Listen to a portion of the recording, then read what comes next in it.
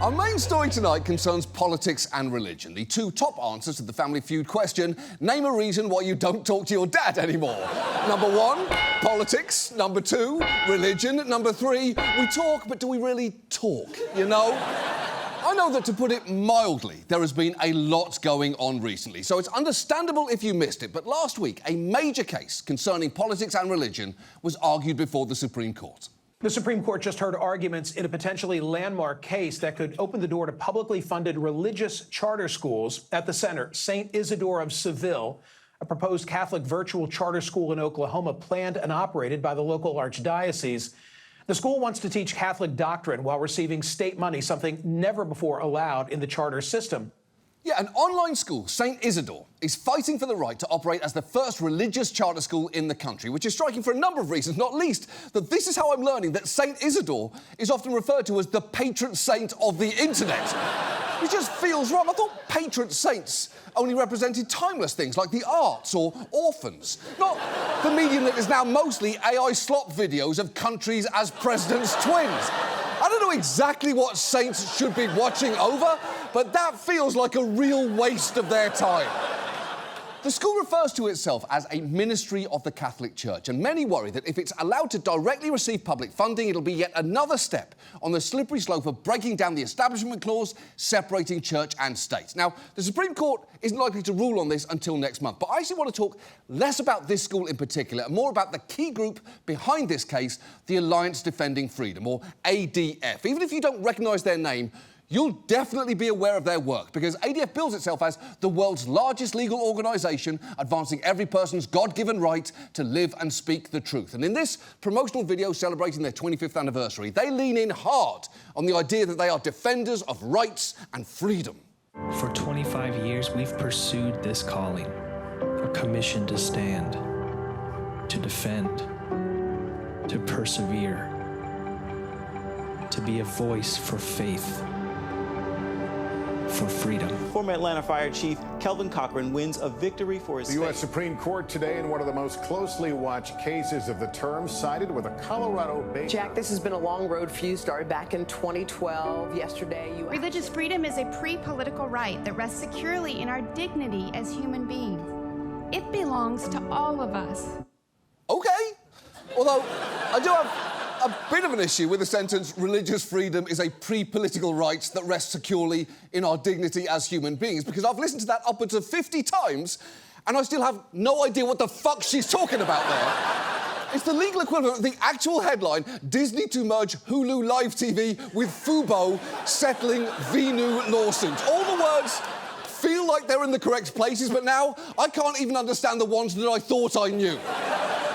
The woman who said that, Kristen Wagner, is ADF's current head. And if you're thinking that she looks like someone who'd have an office filled with Mickey and Minnie Mouse memorabilia, you'd be dead wrong, because she used to have an office filled with Mickey and Minnie Mouse memorabilia, but got rid of it after Disney's recent defence of LGBT rights ruined the beauty. So I bet you feel pretty stupid right now. But as you've probably already guessed, the freedom ADF fights for is selective at best, as among other things they've argued for the Christian baker who refused to make a cake for a same-sex couple in Colorado, orchestrated the attack on the abortion drug mifepristone heard by the Supreme Court last year, and were also behind the Dobbs case, which famously overturned Roe v. Wade. And when asked about that last one, they'll take credit for it, but notably only to a point. So what was ADF's role in this Dobbs case?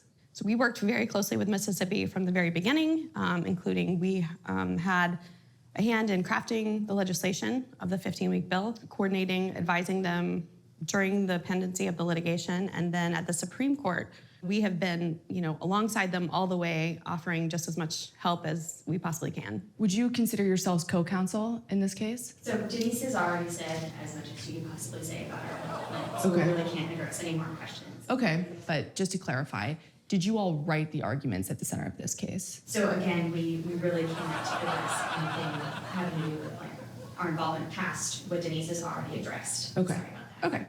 So here is a quick PR rule of thumb. Stopping your client from answering a question is a great way of making them seem like the guiltiest motherfucker on the planet. Because a spokesperson doesn't generally chime in like that if the answer to a question is no. If someone asked me, were you the one that suggested the honeycomb cereal monster looked like a clump of pubes fucked Gary Busey? And a publicist jumped in to say, we can't address John's involvement in that, you'd be pretty confident that I was the brains behind that bush. But while they might not have wanted to be seen as pulling the strings there, the fact is ADF's been incredibly successful, as since 2011, they've directly represented parties in 15 victories at the Supreme Court and claimed that since their founding, they've played roles in 77 victories, from weakening the contraception mandate in the Affordable Care Act to throwing out a law that provided a protest buffer around abortion clinics. So they are way more powerful than many are aware, and they're using that power for, I'll say it, bad. According to a 2021 internal strategy document, their goals included stopping efforts to elevate sexual orientation and gender identity to protected class status in the law akin to race, and working to restore an understanding of marriage, the family and sexuality that reflects God's creative order. And just to be clear, God has no creative order, only creative chaos. He didn't need to create the universe and everything in it in just 6 days. That is manic behaviour. He was clearly on coke. That is the only explanation for why we have things like the pink fairy armadillo, an animal that looks like a shrimp tail 69ing a dead chicken. And when ADF's leaders are talking among themselves, they'll sometimes express amazement at how well they've done. My view was I wanted ADF to be bigger than the ACLU in every measure. Staff, funding, cases, impact, and the fear we strike in the hearts of our opponents. And so in a Christ-like way. In a Christ-like way, yeah. Christian love, kill, kill, kill. Wow, that is quite the sentiment, though I will admit Christian love, kill, kill, kill would be a spectacularly good metal band name. And while that was from 8 years ago, ADF's influence has only grown since then, even as they've somehow managed to fly under the radar. Because while everyone knows who, say, the NRA are and what they stand for, ADF has somehow avoided that level of notoriety, which has worked very much in their favour. So given that, tonight, let's look at the Alliance Defending Freedom, their history, their playbook, and what they're targeting next. And let's start with how they came to be. ADF was originally called the Alliance Defence Fund and was launched in 1994 by prominent evangelicals who decided to create an endowment to pay for lawyers who could take on the ACLU and its ilk. One of its key founders was James Dobson, a man who looks less like a real person and more like AI's answer to the question, what did they look like without their hoods? We've talked about Dobson before in our piece on Mike Pence. He's the founder of Focus on the Family, and over the years, he's, among other things, discouraged interracial marriage, argued one reason spanking children fails is that the spanking may be too gentle, and has warned that gay marriage is a slippery slope that can lead to this. How about group marriage, or marriage between daddies and little girls? How about marriage between a man and his donkey? Anything allegedly linked to civil rights will be doable. If I may quote James Dobson every time he comes, Jesus fucking Christ. That is preposterous for many reasons, but whenever bigots do that, I kind of want them to keep playing it out. Wait, if gay people get married, next thing, am I going to have to go to a wedding between a man and his donkey? What gift do I even get them? They're registered at Bloomingdale's and PetSmart. That's ridiculous. And what if I show up late? Do I have to sit on the bride's side? It smells like shit over there. And if they run out the human meal option, what do I eat then? Eat a plate of hay? Well, do I have to eat a plate of hay with a fork? Let me get this straight. You're going to make me wear a tuxedo, eat hay with a fork, drink wine out of a trough, and watch a father donkey dance, all because we made gay marriage legal? No, thank you very much. Not on my watch. To head the new organisation, Dobson turned to a man named Alan Sears, who led the organisation from its founding to 2017. And during his time there, it argued for state laws criminalising gay sex and later against laws that legalised gay marriage. He also co-authored a book called The Homosexual Agenda, which sadly isn't nearly as fun as you want it to be. In it, he described gay rights as the principal threat to religious freedom and wrote that gay activists were engaging in a war of propaganda, just as Hitler did so masterfully in Nazi Germany. One spectacular review of the book on Amazon said, "Why are heterosexuals so obsessed with homosexual sex? I think heterosexual sex is preposterous, but I don't feel the need to write a book about it. I just don't do it. Therefore, this book isn't gay enough for my taste, I'm afraid. Pity, which is just a perfect review. Your book sucks, you're obsessed with me, be gayer. That 1-star review gets 5 stars from me. The point is, from ADF's outset, attacking the rights and dignity of gay people was at the centre of its work, along with rolling back access to abortion and giving Christians more leeway to discriminate against someone who offends their faith. And those ideals have not changed, even as the organisation has massively grown. It now has more than 450 employees in domestic and international offices, as well as 5,000 network attorneys who work on their behalf. They also run a training programme called the Blackstone Legal Fellowship, and a recent count found more than 60 Blackstone alumni were clerking on federal courts, including 18 on appeals courts. Fun fact, a frequent speaker at that Blackstone Fellowship was Amy Coney Barrett, who was paid to speak there 5 times, and yet, at her Supreme Court confirmation hearing, said that nothing about any of my interactions with anyone involved in the Blackstone programme were ever indicative of any kind of discrimination on the basis of anything, which I find a little hard to believe, given that at the time she was lecturing there, the programme's recommended reading list included The Homosexual Agenda. And I'm not saying that she read that book. I'm just saying a room full of people who have are going to give you a vibe, and it is not, maybe see you at Pride. And it's not just Coney Barrett with ADF connections. Current Speaker of the House, Mike Johnson, worked for them for nearly a decade. Here he is in 2005 as their senior legal counsel, appearing on Fox News to do the critically important job of defending the right to say Christmas before being bumped for more pressing news stories. We've seen a great backlash against retailers who have banned the saying of Merry Christmas, and certainly more and more Americans are realizing how easy it is to stand up against this improper censorship. Many people are visiting our website at saychristmas.org, and they're learning the facts, learning what the law really says, and that's a big step in this. Mike Johnson, senior attorney and spokesman for the Alliance Defense Fund. Thank you very much. Coming up, Thank you, Judge. You're welcome. Coming up, an explosion hits a nuclear plant. Those details in just a moment. And Penguins fight the holiday weight gain. Find out how they do it. Look at them go. Cute. OK, first, tough break getting bumped by an explosion at a nuclear plant. But an even tougher break for that explosion getting bumped for a story about thick-ass penguins. Which, by the way, aren't fighting the holiday weight gain, you fucking heathens. They're fighting the Christmas weight gain. You heard Mike Johnson, saychristmas.org. But it wasn't just war on Christmas stuff. While at ADF, Johnson also advocated for the criminalisation of gay sex and wrote op-eds saying things like homosexual relationships are inherently unnatural and that if society protects such relationships, polygamists, polyamorists, pedophiles and others will be next in line to claim equal protection. So that is who they are at their core. But how are they so successful at getting things done? Well, one major way is through the sheer volume of legislation they draft. Last year alone, they worked on over 100 bills in 24 states and in Congress, of which 25 wound up being enacted into law. And back when states were first passing so-called bathroom bills restricting trans people's access, reporters noted many use language strongly similar to model legislation drafted by ADF, with at least one state's law being a word-for-word copy. The Dobbs case actually originated with a Mississippi law that was born out of a model bill drafted by ADF. It banned abortions after 15 weeks, a specific cutoff chosen because they were trying to find the magic number of weeks that might force the Supreme Court to reconsider Roe. Basically, the idea was to pass a law that would then trigger a lawsuit that would then get you to the Supreme Court. And everyone knew that at the time, to the point that even as Mississippi's governor signed it, he said this. And we'll probably be sued here in about a half hour. That'll be fine with me.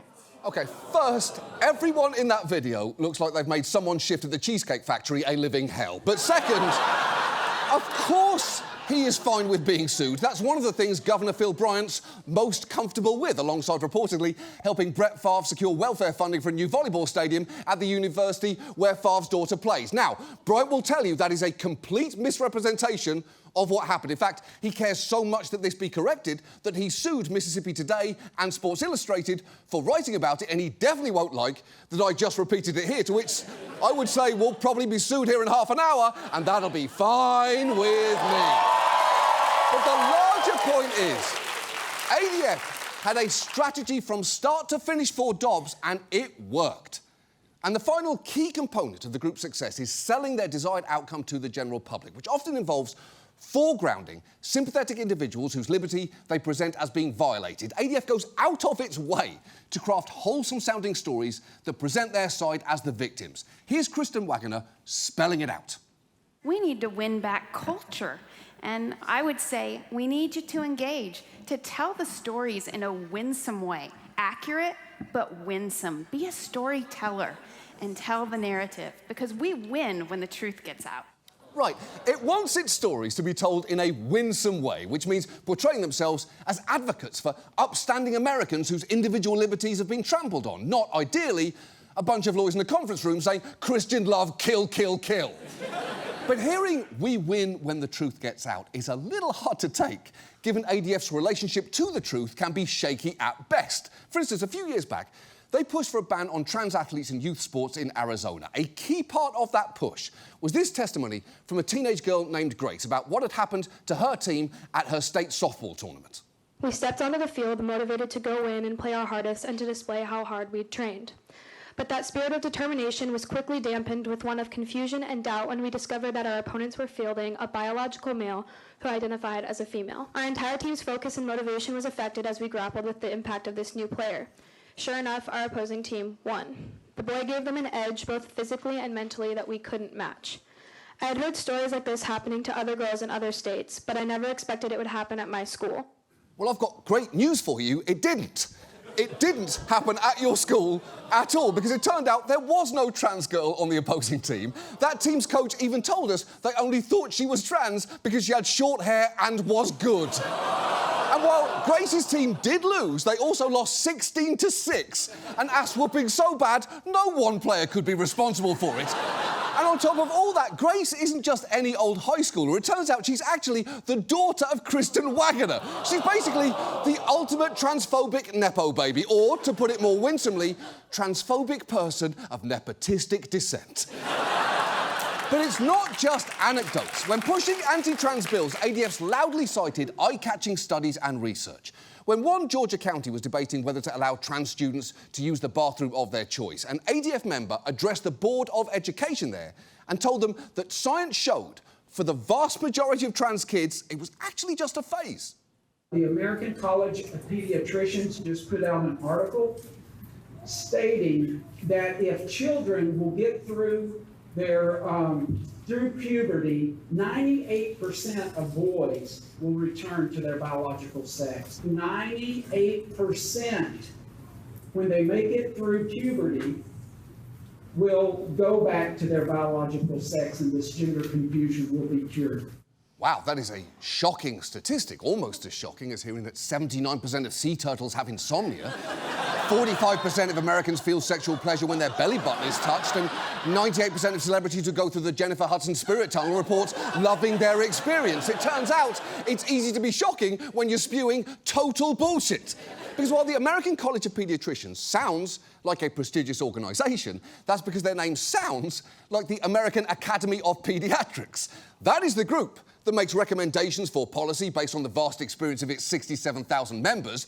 This one, however, is a tiny group founded in 2002 by conservative physicians opposed to same-sex adoption and who've since provided ADF with custom-made talking points on trans issues. And it's worth knowing, researchers and doctors have repeatedly called this group out for misrepresenting data. For example, if you trace that 98% figure all the way back to its source, you'll find it comes from this 1987 book with a striking title that, as a Yale paediatrician told us, was actually about a study of a small group of boys who were viewed as mentally ill and subject to conversion tactics because they weren't stereotypically masculine. So it wasn't in any way the comprehensive study of trans kids that guy just claimed. It honestly sounds more like an institutionalised attempt to make a few dozen boys in the 80s feel bad about whatever they felt during the volleyball scene in Top Gun.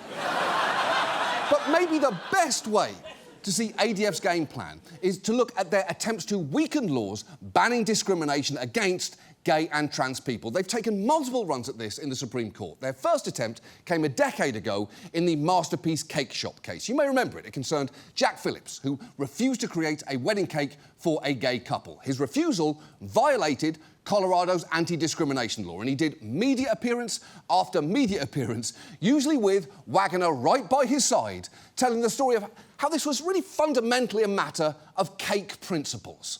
Well, first of all, I'd like to say that I serve everybody who comes into my store, including David and Charlie. People of all walks of life are always welcome in my store. It's just that there are certain messages that I don't create.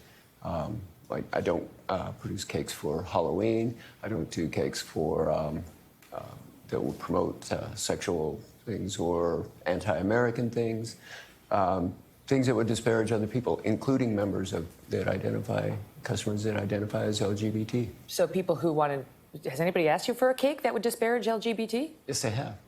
Really? People want cakes that discriminate against gay people? Yeah, we had a few of those, and I'd turn those down as well because it's a message that I can't create. OK, first, sure that happens, but second, I do wish that Megyn Kelly, sorry about the jump scare there, by the way, had actually just let him keep describing his other cake rules. No Halloween cakes, no gay cakes, no unicorn cakes, because horn to penis, no Harry Potter cakes, because witches, but yes to J.K. Rowling cakes for all other reasons, and no Sesame Street cakes because of what we can all see with our own two eyes. ADF argued that Phillips wasn't denying service, just declining to promote the message of same-sex marriage, which is ridiculous on its face, but especially because, according to a state investigation, his business had actually turned down approximately 6 same-sex couples, including a lesbian couple that just wanted to purchase cupcakes for their family commitment ceremony. And when one of those women called back and claimed to be a dog breeder and stated she planned to host a dog wedding between one of her dogs and a neighbour's dog, Phillips apparently did not object. What is more, when a different lesbian couple spoke to him to discuss why he wouldn't create a cake for their commitment ceremony, he told them he is not willing to make a cake for a same-sex commitment ceremony, just as he would not be willing to make a pedophile cake. And while it is not remotely the point, what would a pedophile cake even be? Legally, I'm apparently not allowed to say it's a giant wooden cake that Drake jumps out of, so I'm not going to say that. I'm just saying it's a weird thing to bring up in the first place. Now, Phillips's case was heard at the Supreme Court, but its ruling was narrow and didn't offer ADF a clear precedent that Christian business owners who offered an artistic product could deny services to LGBT couples. So they took another swing at the issue with a similar case, this time involving a Colorado website designer, Laurie Smith, who refused to make wedding sites for gay couples. The state of Colorado is forcing me to create custom, unique artwork expression, communicating and celebrating a different view of marriage, a view of marriage that goes against my deeply held beliefs. She wants the Supreme Court to rule that she does not have to comply with a Colorado law that prohibits businesses from discriminating against same-sex couples. Her lawyer contends it comes down to Laurie's role as a creator and free speech. It's about whether the government can use the power of law to force Americans to say things that they don't believe. Yeah, it's not about gay marriage, it's about forcing Americans to say things they don't believe, which is pretty fucking rich, coming from the same people who brought you saychristmas.org. Say it! You have to say it!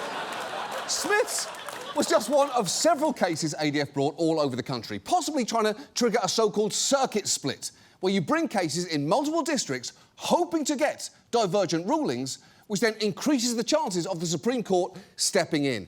That's what happened here.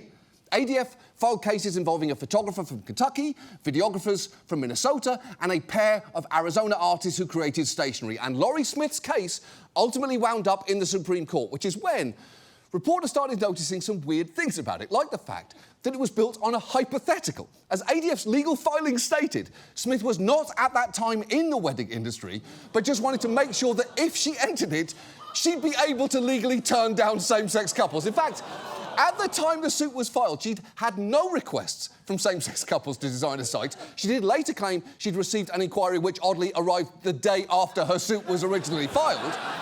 That request was apparently from someone named Stuart, who'd contacted her about building a website for his wedding to a man named Mike. But it turned out he was actually a straight man who, at the time the request was sent, had been married to a woman for nearly a decade and has since sworn he'd never requested anything from Laurie Smith. And why would he? Because even if he was, secretly engaged to someone else, which he wasn't, and chose to break the news of that secret engagement with the creation of an artistic website, which he wouldn't. At the very least, he'd probably choose to go with a wedding website design business that already existed, but if we're being really honest, he wouldn't do that either because he was, and this is true, a fucking website designer. And what a phone call that must have been for him to receive. Guess what, buddy? Some lady said you're getting gay married and now the Supreme Court is involved. You need to call your wife. But it doesn't stop there, as other cases in that flurry of lawsuits were similarly wobbly, because while ADF insists our clients are real people who had or still have real businesses with actual operations in the wedding industry or real plans to enter it, the Washington Post found that 2 of 3 vendors cited in ADF's petition to the Supreme Court had stopped working on weddings. 1 had actually moved away from where the case was filed in Louisville, but ADF claimed she'd still be willing to take work there, despite it being 600 miles from her home. Not only that, ADF had also had a hand in formally establishing companies for some of its clients, with lawyers associated with the group signing incorporation paperwork and helping draft company policies. In one instance, only a month before a lawsuit was filed. But none of that mattered, because when Laurie Smith's case went in front of the Supreme Court, she won a much broader ruling than ADF had with the cake shop. And as Justice Sotomayor wrote in her dissent, it was a decision that for the first time in the court's history grants a business open to the public a constitutional right to refuse to serve members of a protected class. And yet, throughout all these lawsuits, ADF insisted it was just sticking up for the little guy. But for all its careful, winsome positioning, it is worth remembering this is a group that in 2003 filed a brief with the Supreme Court urging them to uphold state bans on sodomy, and has sought to uphold bans on gay sex in India and Belize, which still fights for faith-based adoption agencies that refuse to serve same-sex couples to get public funding, and that right now is fighting to overturn bans on conversion therapy. And however measured their public remarks may be, it's worth listening to what they can sound like behind closed doors, like in this speech from 2020 to students at their Blackstone Fellowship. An ADF lawyer introduced a guest lecturer to help with what he called the theme of the day, which was how to talk about certain issues that are awkward and yet do so winsomely. She read aloud from a homophobic treatise and then offered her own commentary. Dr. Robert Riley helpfully explains this view of the human body in a reflection on the different organs and their limitations. Male genital organs are perfectly matched for female genitals. They are a perfect biological fit. By contrast, the anus is solely an excretory organ. It's an exit, not an entrance. It is designed to eliminate fecal matter. When it is used in homosexual intercourse as a stand-in for the female vagina, it is being subjected to an activity for which it is clearly not designed.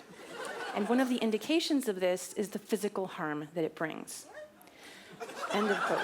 Many people still share this understanding of the human body and wish to see it upheld as the ideal. Wow. Not only is that incredibly dark, old-timey homophobia, male genital organs are a perfect biological fit for female genitals. I think there are plenty of women who might say, perfect fit?